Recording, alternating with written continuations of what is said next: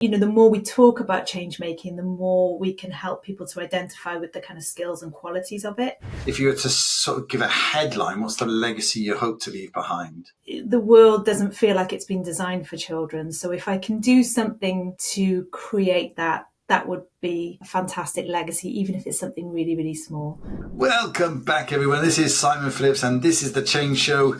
Can't wait to introduce you to this week's guest, Nicky Giant, all the way from Cardiff. And Nicky and I have been working together recently basically on everything to do with everything in the world we've been chatting about anyway. But certainly I've been hugely impressed with the work Nicky's getting started in Cardiff called The Spark. And I'm sure she's going to share a lot more about that. But Nicky, welcome. Thank you very much. Just lovely to be here. Brilliant. So for all of the listeners, Nicky, tell us a little bit about yourself. So I'm based in Wales, and although I've worked all over the place, my background is in working with children and young people. That's my passion, and I've been doing that for coming up probably over 20 years now, although I don't like to think about it in those terms. Working with children, young people, schools, communities, lots of work with girls and young women. And that's a bit about me. A little bit. So basically, you've just spent your life playing games, haven't you? And making things and doing all that sort of stuff. Or has it been a little bit more involved than that? Well, actually, I don't know. I think you've hit it on the nail on the head there, really, because I think when you work with children, you have to bring that kind of energy, don't you? And just, make it more of a game, and it should be fun, shouldn't it? But I think there's a bit of truth in that. Excellent. But I can't talk anyway, because most of the stuff that I do with adults, if you like, in the workplace, always try and bring a little bit of fun to it and a little bit of creativity, because that's what sticks. When people are having fun, they're more receptive, they're more open, aren't they? Definitely. And I think that's that kind of childlike energy. We as adults probably need that a little bit more, don't we? Yeah. Cool. So you've been working in that space forever. What led you to think that you needed to create something additional in your life, some extra work? What was the spark for that? Well, I guess I'm always somebody who has plenty of ideas, and then sometimes they come to something and sometimes they don't.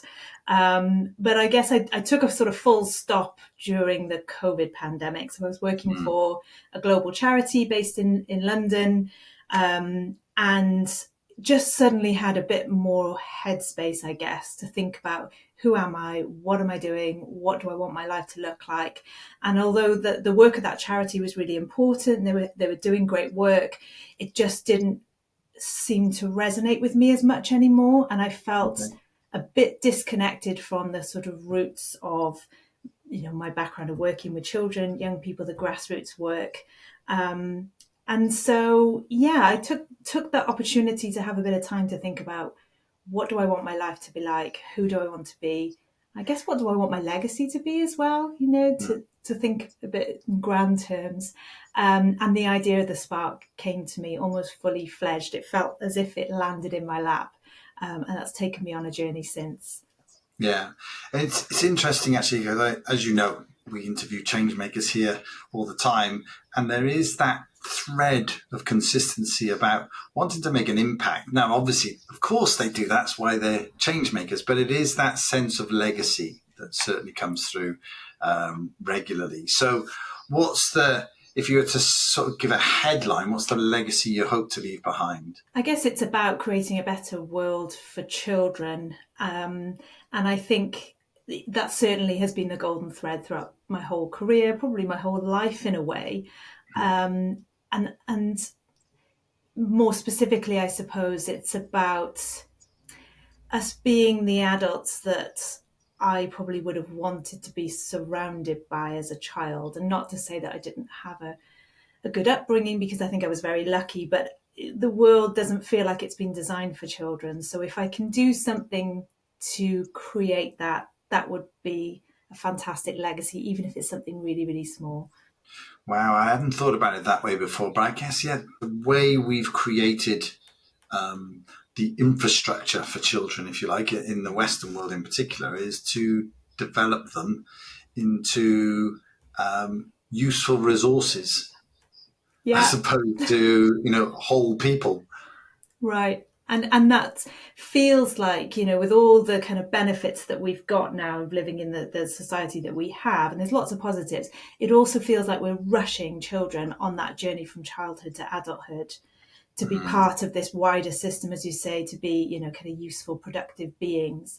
And yet in that we're losing something, I think. So yeah. yeah, for me, there's something really important about acknowledging childhood as a really precious stage that should be honoured, but also taking some of that into adulthood. So it's not that we become these adults then who don't know how to play or be creative or imaginative or all of those things, but actually we're retaining that from childhood. So I think there's something we have to learn from children as much as they're learning from us as adults. Yeah.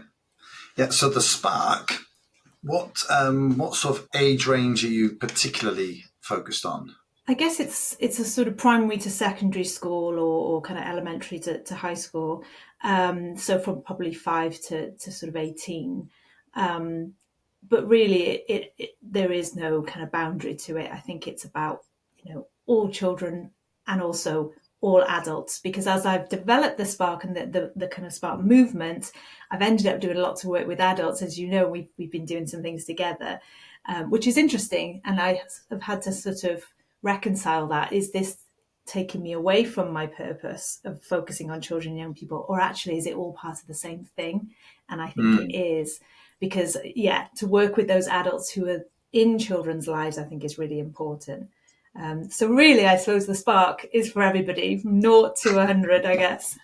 yeah. I mean, and of course, all of the marketing professionals who are listening to this will be saying, no, you need a niche. You need to find out who is this very special person that you're looking after. But as you say, when you're working on something that is within our communities, the ripples extend far beyond whoever you're specifically impacting in the moment. So, I was thinking about the group that we were with the other night, and I have no doubt that having listened to Raman and other people on the night and meeting other people, they will go home slightly changed people, and they will have a positive impact on the people that they are around, some of whom will be children. So, Right. it all works in a roundabout way, I suppose. I think so. And in those events, so it's a change maker event for adults in the community and people who want to make a difference in the world. And through that, you can almost literally see people shifting in that space. And it's quite a privilege actually to be with alongside people through that journey. And a couple of people came up to me afterwards, and I remember one young woman particularly was moved by your story and just that kind of permission to say, oh wow, I don't have to stay on the path that I'm on. I can do something different. And this is Yeah, what I really want to do. This is my spark. And I feel now that I can follow that. That's such a gift, isn't it? To be alongside people through that. So yeah, and those ripple effects, I think would love to find some way to kind of measure that in some way, to see that kind of impact as it filters through. And we often think about measuring things that are really tangible, but it's the intangible things that are making the world better, really. I think the yeah. little tiny things. Um, so to find some way to capture that would be really interesting. But yeah, it's certainly all going to have a legacy for future generations. That's what I think. Whether people are working directly with children and young people or not, it doesn't really matter, because we're creating a better world for everyone, I guess. Mm, yeah. I was speaking to somebody, a client of mine the other day who works in public health. Now, what a change making activity that is.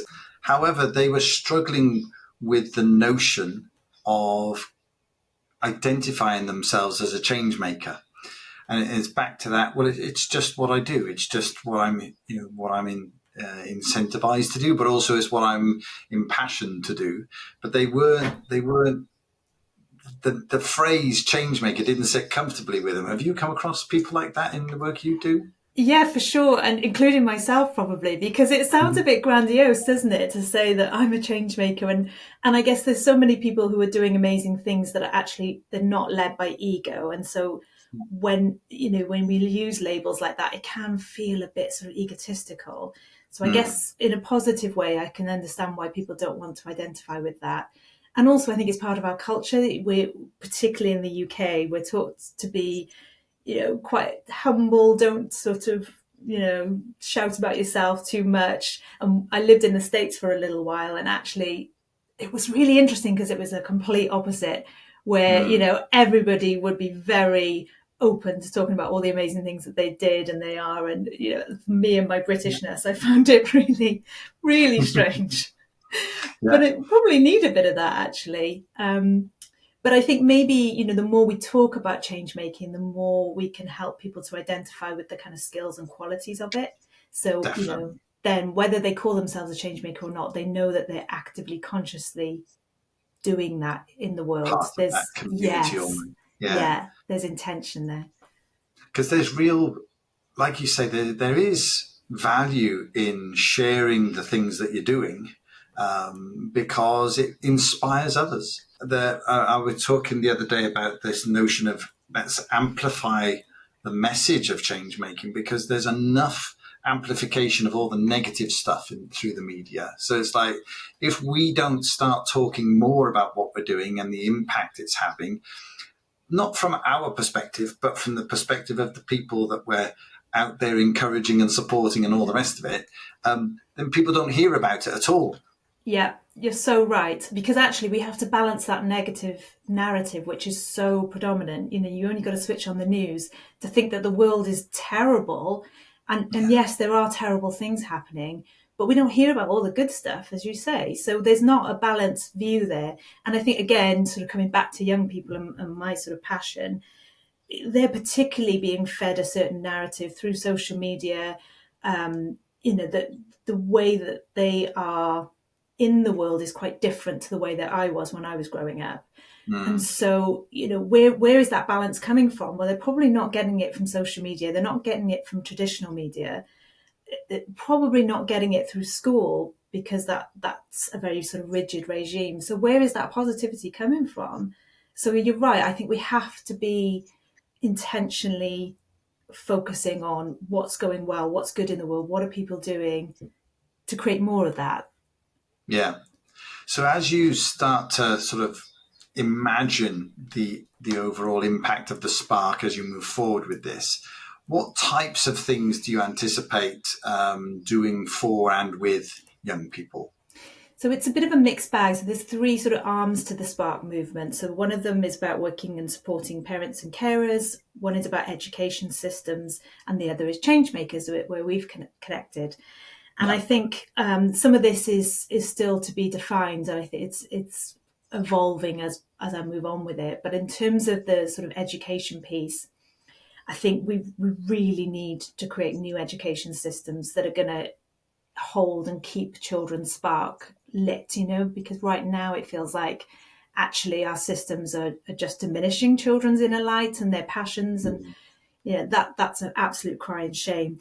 But for me, I'd love to be working with groups of young people who can be perhaps spark ambassadors out in the world and perhaps leading some of this work, because there's so many young people who are change makers already.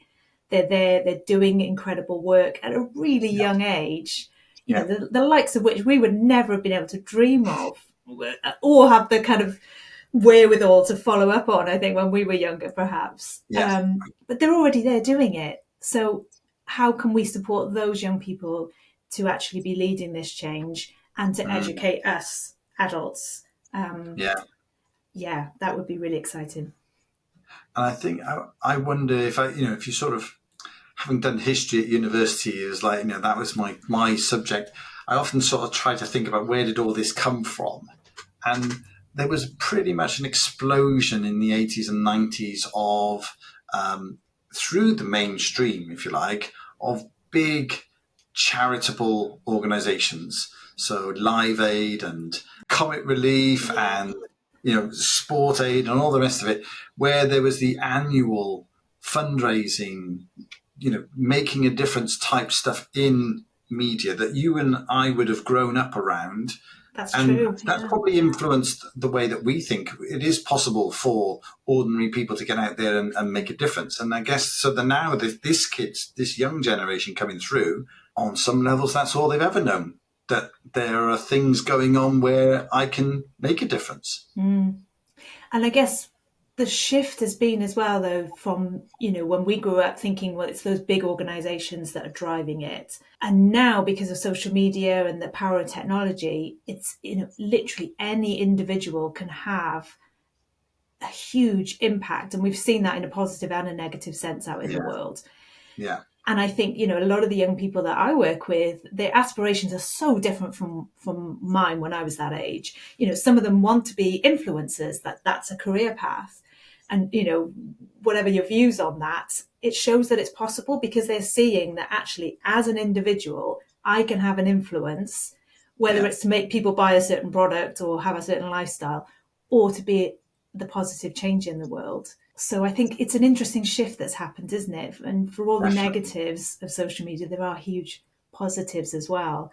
But how can we inspire more young people to do that in a positive way?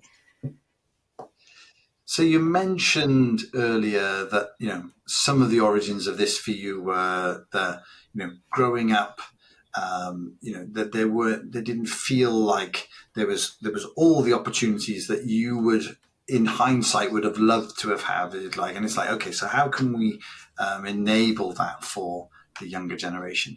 What else has triggered you, if you like, in terms of wanting to operate in this way, though? What's the origin of your change maker spark? It's a really good question. I think it's so multifaceted. I don't think there probably is one origin. I think part of it has always been in me. There's like a sort of thread of equality and wanting justice in the world, and done a lot of work on sort of children's rights and anti-bullying and all the rest. So when I look back, I can see that there's a clear theme going on there, even though I wasn't aware of it at the time.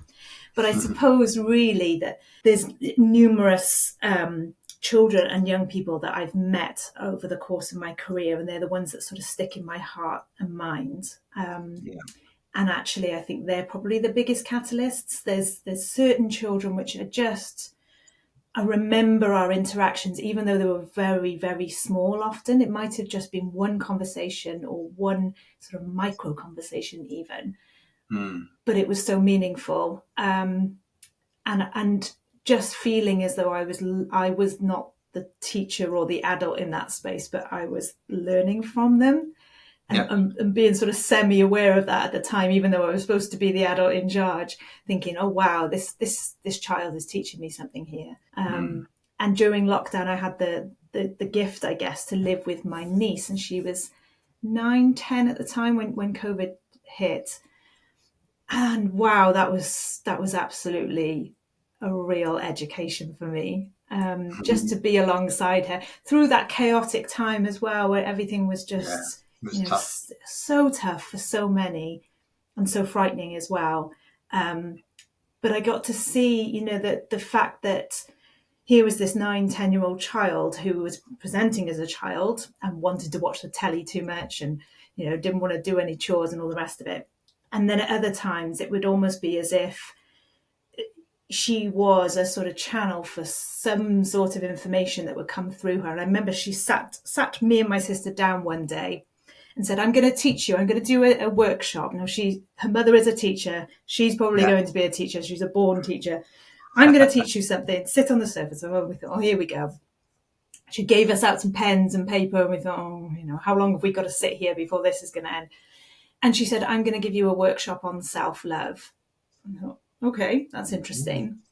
And she proceeded to just talk about love in a way that I've never heard before, and it was just so profound that I said, I need to write this down.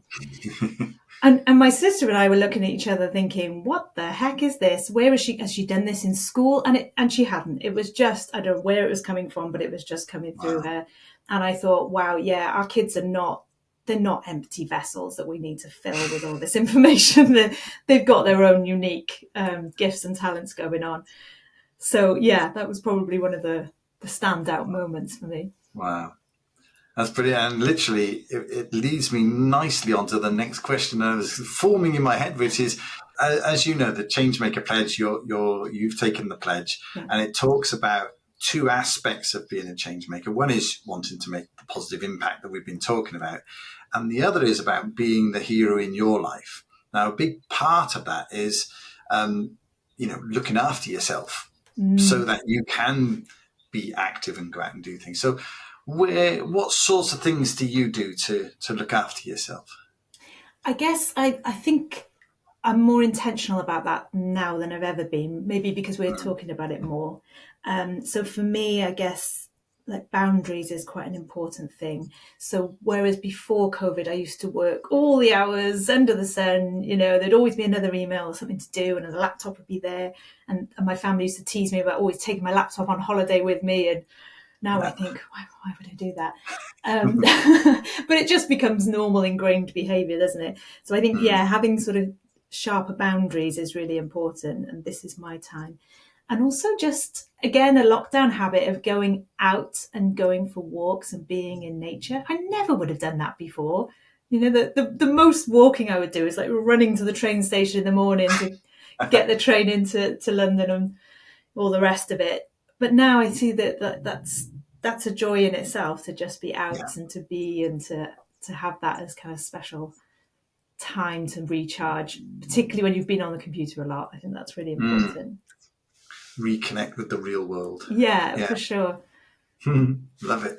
So, a couple of things just to wrap up. It's been fabulous to talk to you, Nikki, and hear about where this notion of the spark comes from. Because I think when you talk about it in that way, I think we can probably all resonate with what you're trying to achieve. So, yeah, that's going to be brilliant. But a couple of things then. So, first is, what top tips have you got for somebody who's listening who maybe has an aspiration to be a change maker or would love to help and do something, but that hasn't necessarily got started yet? Any thoughts for them? I guess it's just first, well done for acknowledging that you want to, because that's the first step, isn't it? Sometimes we just procrastinate and we don't allow ourselves to even think that it's possible. So I think that's great. I would say surround yourself with the right people, even if your idea is quite sort of fledgling, it's not fully formed, you don't quite know where it's going to be. But if you end up with the kind of negative people who are a bit like, well, why do you want to do that? It's going to quash your ideas straight away, isn't it? And Yeah. it's so easy to let that happen. So I think, have the intention to find the right people, and they will sort of carry you through. And I think the other thing as well is to not to share your ideas with the right people, but not too many to people too quickly, because I think sometimes there's a tendency when we've had a thought about something we want to do is to kind of share it with everybody.